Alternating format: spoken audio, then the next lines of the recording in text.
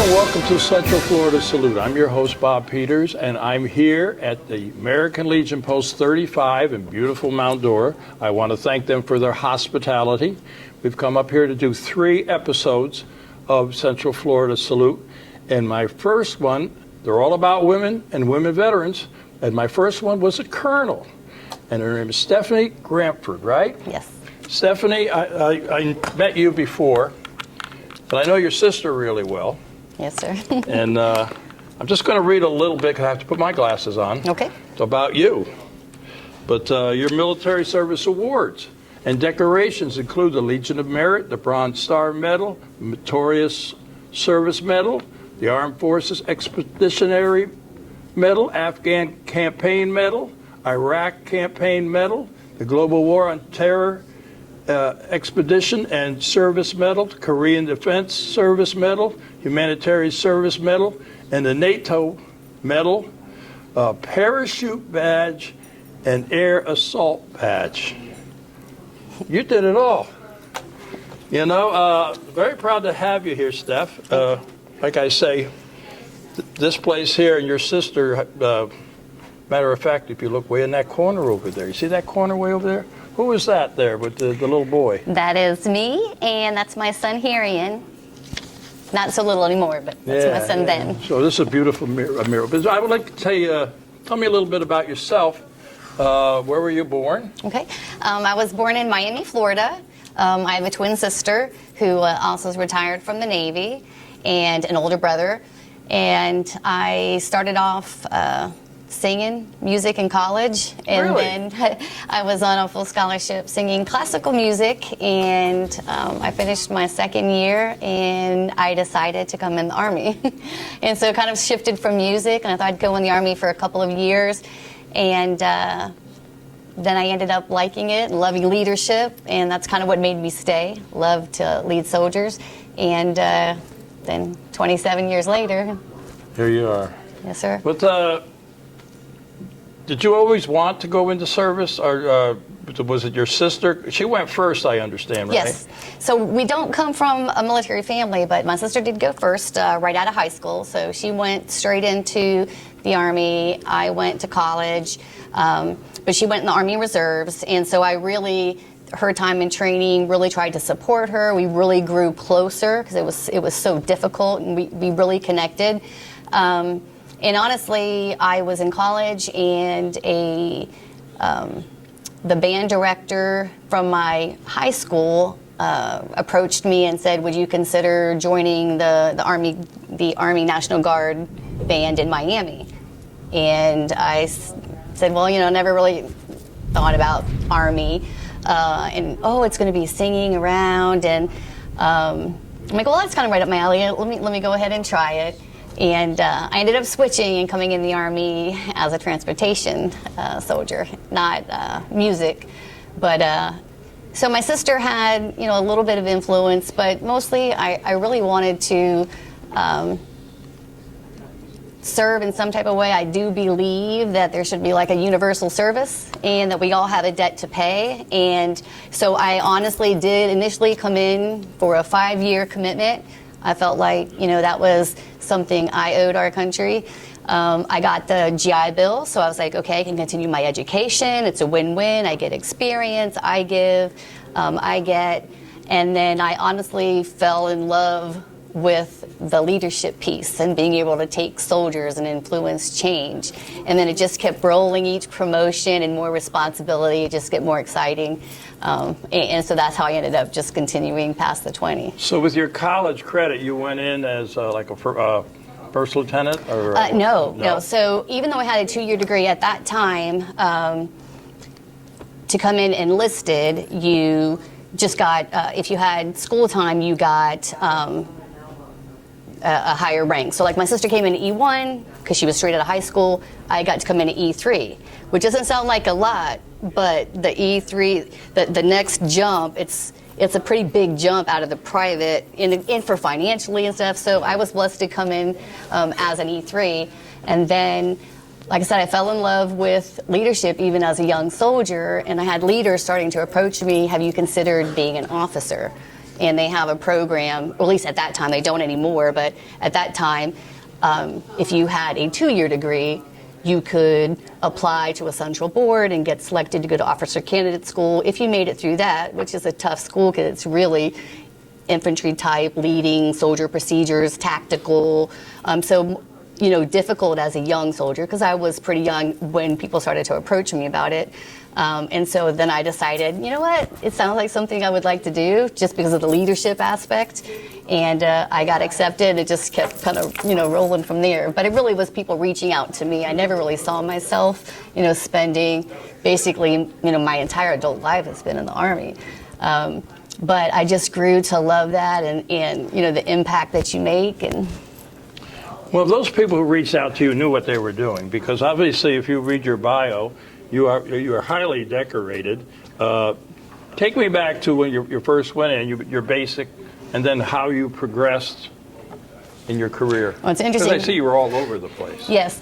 When I came in the Army, before I came in the Army, I was really a girly girl, the nail polish, didn't get dirty, never really thought of physical fitness. I was a really tiny girl. I came in the Army, and at basic training, that was probably the most difficult because it was physically and mentally demanding. First time away from home. I was 21, but I had gone from high school to college, and boom, here with all this responsibility. With all this responsibility, firing a weapon for the first time, and even the infantry all of those things that you're learning in such a quick period of time. And I also came in during Desert Shield, Desert Storm, so I was expecting that. So I was delayed entry, so I was actually 1 year on Army books before I actually went into the Army training. So there was a good chance I was going to go to Desert Shield, Desert Storm. And it actually ended up a ceasefire like 2 weeks before graduation, so I didn't end up going. But, I went to basic training pretty much 99% thinking, I'm going to combat right after training, so it's even that much more pressure and, that much more emotional. So I probably cried every day because it was so physically and mentally demanding. Not really the thought of what after, but just trying to get through it and wanting to be successful, because I had never really had to dig deep for something physically and mentally challenging, because everything was, more easier for me. And then I went into my individual training, and I was trained as an air operations officer or specialist. And so that was supposed to be, the kind of like the secretary to the air operations. So not actually doing what are they called? The air control. Forward air controllers? Right. So it was kind of like I managed the pilots' hours and their training and certification, so that type of stuff. And then because I didn't go to Desert Shield, Desert Storm, I started to get all these school opportunities. So I quickly went to air assault school, and I'm scared to death. I don't, go do roller coasters. I'm scared of heights. Not according to this. But I tell you what, I basically got, I was new in the command. They had these slots, and they just expected me to say yes. I was like, oh, I don't want to show up, and so I went ahead and went to school, but I was very nervous. But I was successful, and my unit came back because they were actually in Kuwait, so they came back from Kuwait, and I got an opportunity to go to airborne school, and I never ever want to jump out of an airplane, and I know you can relate. I never jumped out of a perfectly good airplane, no. But they're like, oh, well, you know what, you probably can't do it because, we've never had a female make it. Well, that was 1994. So at that point, then it was like, okay, now I really have to get my stuff together. I started training because most of the females fall out from our airborne shuffle. And so that's how most of the females at that time in airborne school were being weeded out. They couldn't make the run. So they never got to the jump part because they would fall out with the physical stuff. So I started training. And I was in training. I can remember calling my sister when I was in training, bawling. I'm not going to make it. I'm not going to make it. She's like, you're going to make it. I'm like, no, I don't think I can make it. I was in the training tower, and I kept going feet, butt, head, and that's a no-go. You can't go feet, butt, head. You have to go feet, side. Everything but your nugget. And so I kept doing that, and I was calling her and crying. And it was just like, one awesome opportunity in the Army just kept leading to these, things where I had so much more influence, which is what I really wanted to do. Yeah, well, it's good you have the support of your sister. Yes. I, like I say, I know both of you, and she is very supportive. She's definitely it's a tie between her and my mom. They're my biggest fans, and there's never been anything that they haven't supported me in. And it's so important, when you're deployed, and even when I wasn't deployed, I'm still working, going to physical training at 6 o'clock in the morning is when it starts, and getting home from work at 8 o'clock at night, routinely working weekends. Trying to raise a family. So I think not that my family wasn't close, we were always in different, as you can see, we're always in different locations. They were in Florida and I was everywhere else. But just being able to reach back to them, you get the support of, the encouragement, you can do it. Because there are times you're like, oh, I think, as you're climbing up, maybe I'm in over my head. Maybe it's time to do something else. Especially as you're climbing, and there's just so much more responsibility and just so much more juggling. So those two are my, Speaking of your climbing, so you went to basic training where? Fort Jackson, South Carolina. South Carolina. And then you get deployed, or where'd you get deployed to? Were you stateside, or did you go overseas then? Well, I ended up going to my individual training at Fort Rucker, Alabama. Supposed to go to Kuwait, and they had the ceasefire. I mean, it was all like weeks. And so I ended up staying at Fort Rucker because the unit I was going to be assigned to was preparing for redeployment. Mm-hmm. So I stayed at Fort Rucker, went from Fort Rucker, and so I didn't have opportunity to deploy when I was an enlisted soldier. And then once I became an officer, if you go to Fort Stewart, Georgia, it's not if, it's when you're going to deploy. But I got the opportunity. My first one was in Kuwait. I was support operations officer of the whole area of operations in Kuwait. What rank are you now when you're At that point, I'm a major. I'm a brand new major. Scared to death because you went rather fast up the ranks, no? Well, no. Other than I was promoted early to lieutenant colonel, so I am blessed that I had 1 year early to lieutenant colonel. But no, on time for everything except the one early promotion. But again, I think part of that is you're deploying, in my time, my last 10 years in the Army, I deployed 3 times. And some people have deployed, I've had counterparts that deployed, 6, 7, 8 times. Yeah. But for my deployments, it really was, deployment, come back a year or two, deployment, come back a year or two. And at that time, I'm trying to raise 2 children as well. So, that's probably the most difficult part is my 3 deployments. My first one started when, my kids were 2 and 5. Mm-hmm. And then my last one ended with 1 in high school and 1 in middle school. And probably the latter was the most difficult because as I got older, that was more, and their father was awesome. We're divorced now, but he was awesome, took care of the kids, so seamless. And a lot of people don't appreciate how much family supports you, but their father was amazing. Never missed a beat, never missed a function, always had them nice and tidy and homework checked and everything. And that's important when you're a soldier deployed in combat. Yeah, you don't have to worry about anything like that, yeah. And I will tell you, we sent plenty of soldiers home that their families were not able to support them like they needed, and then the mission suffers. So,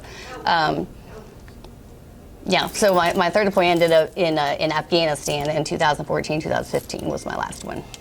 Okay, so you said your first one was Kuwait. That was Kuwait. 2004. How long were you there? I was there for 13 months. What did you think of that? That was an awesome opportunity because that one, I was scared because I was brand new promoted. I got promoted like 3 months later. I was there in a very senior major position, managing the support operations for the whole Area Support Group Kuwait, which had 10 different bases on it. So I'm responsible for the ammunition, the fuel, the water, all those things that, oh, by the way, Kuwait is feeding into our, so at that time, Kuwait was a combat zone as well, but at that time, we were sending soldiers to Iraq still real heavy. Mm-hmm. So we're responsible for getting all that stuff in and preparing it for them. They need it. So my job, I can't fail at my job because they can't come in and say, oh, well, we don't have, we didn't maintain the equipment that they're coming to collect, or we don't have the part because it's going to take too long. I mean, You don't have a bullet. we figured out, and there were those cases. I mean, we Yeah. had a huge bottled water shortage when we were there, and you have to just figure that out. So that's what I did, logistics. Okay, so from Kuwait, you went where?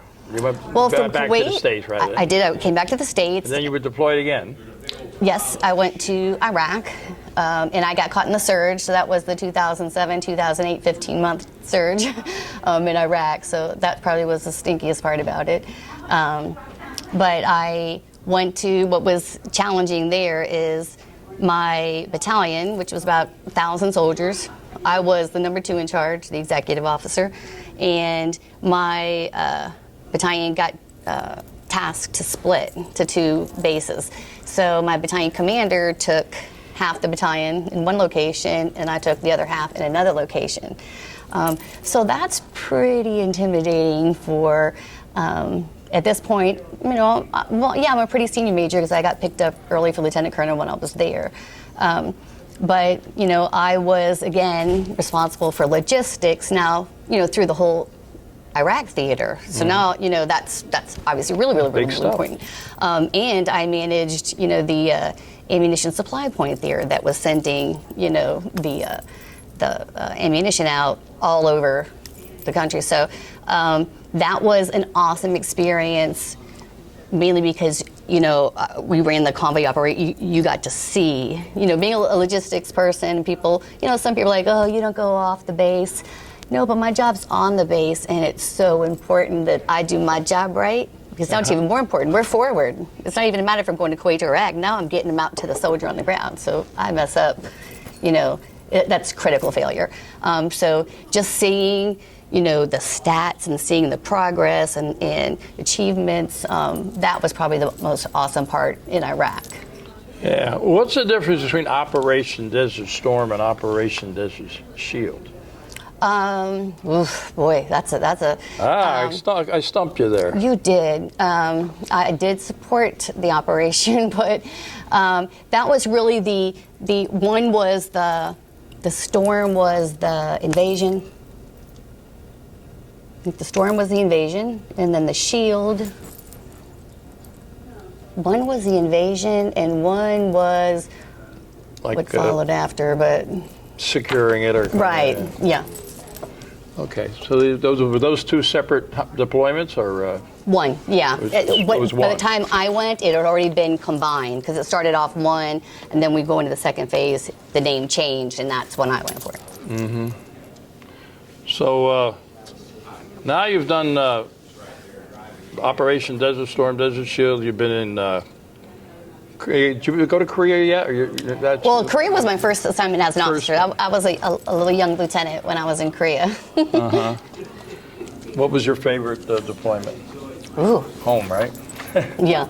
Wow.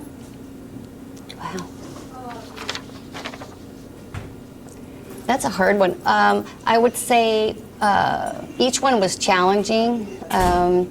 Probably, I think about how much impact my efforts really had. So what was most, I think, maybe fulfilling for me personally and professionally was probably Iraq. One thing I learned when I got to Afghanistan in 2014, I was the garrison commander of Bagram, and I was charged with. We thought we were leaving Afghanistan. That's what we were told. That we were preparing for, and so I'm leading this huge committee trying to figure out, how we pull stuff out, still supporting a mission, but we have to, we have this requirement by the Secretary of the Army to, reduce by, right. And so, we're doing this phased approach, and that's really hard to tackle logistics. And by the way, at this date, all our gear has to be off. And some of that stuff, most of the stuff I was planning for would be after my time because I was there for a year. But so much visibility, and by the time I left, it was pretty much that plan went south. But we really thought that time was the time we were going to finally really significantly downsize Bagram.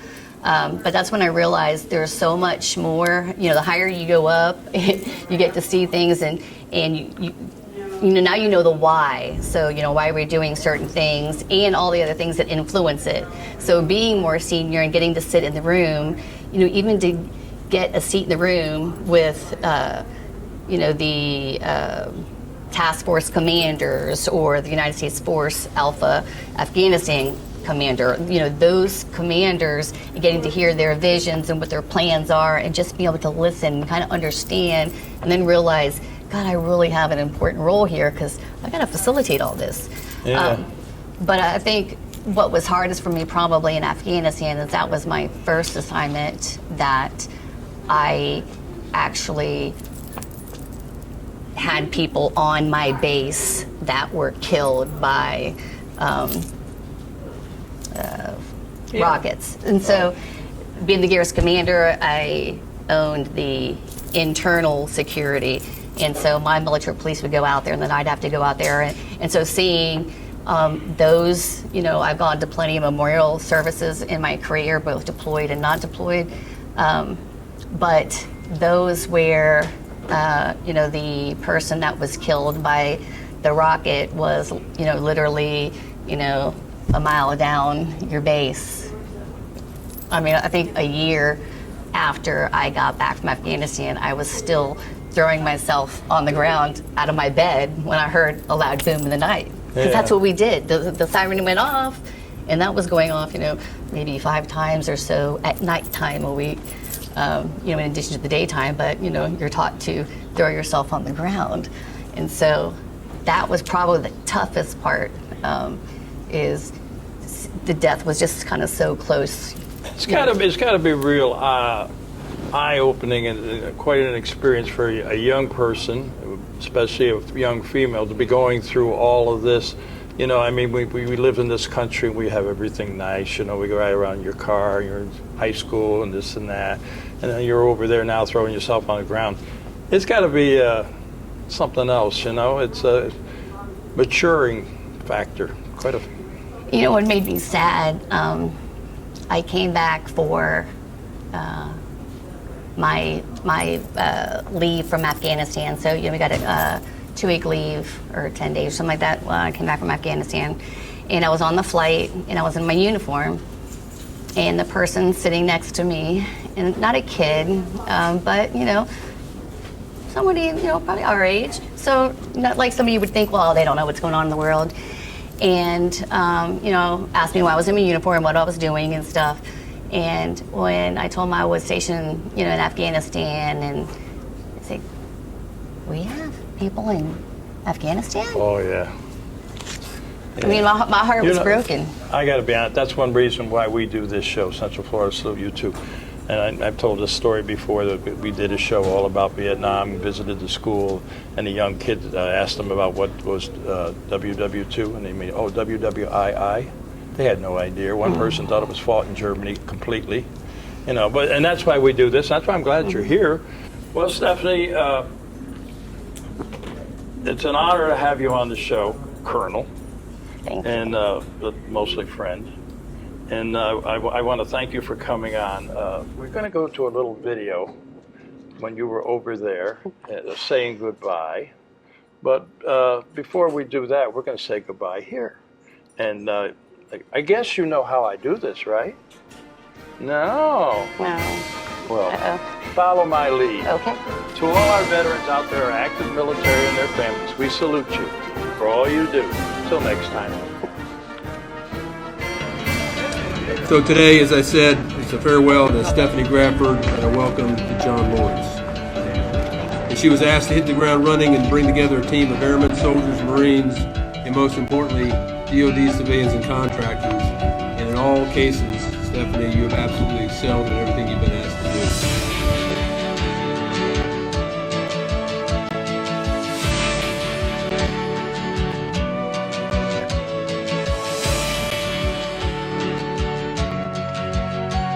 I'm incredibly proud looking back at what the garrison has accomplished over the last 12 months. For the partnerships that we've developed, Mark, Levine and James Jennings, fostered with tenants across the base to include our coalition partners and our sister services.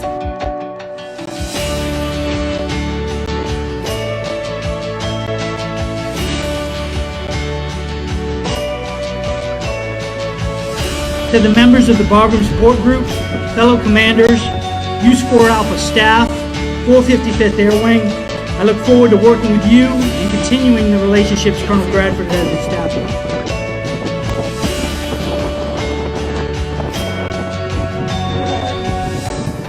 Rock of the Marne, Landlord 6, signing off the net.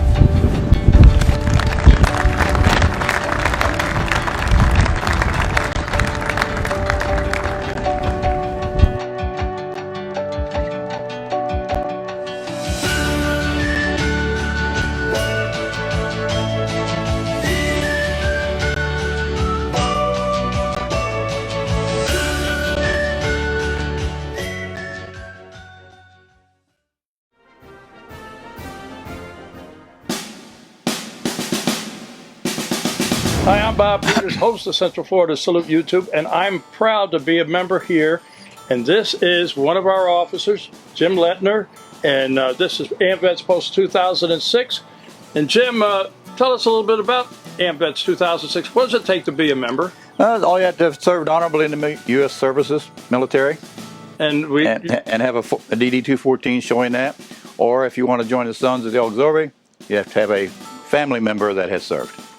Okay, we have a lot of activities going on, but I want to go inside and we'll see what it looks like inside. It's a little cooler in there. Yeah, too. sure it is. And you can tell me about some of the activities that go on here. Plus, you got to have a key card. You can see the hours of operation. Come on in. Jim, so tell me a little bit about what goes on in here. Oh. I see we have a We have a kitchen. We have lunch six days a week. We have wings on Sunday, karaoke on Sunday, bands 3 nights a week. We have games we play on Thursday evenings. We get a chance to win a little money if you get lucky. We got a full canteen here. And what are the normal hours? You're open 11 o'clock. 11 to 8, 9 o'clock, whenever it dies out in the evening. And you have dinners. Have dinners. And tell us about what is some of the charities you've donated to in the past. Well, we just recently raised money to buy bulletproof vests for the police dogs. We support local students that want to go to college, give them scholarships. We donate to the national cemeteries, support Greece Across America. And we have a very active auxiliary here. Very much so. And so much with the Sons. Yeah. And the auxiliary sends a lot of stuff overseas, do they not? Oh yes, they get health and welfare items together and mail them to the troops overseas, yes. Well, I'm hoping everybody comes by and stops in because this is a fun place to be. I thank you for your time, and I thank you for your support for Central Florida Salute YouTube. Thank you. And I'm proud to be a member here. And we're proud to support you. Thank you.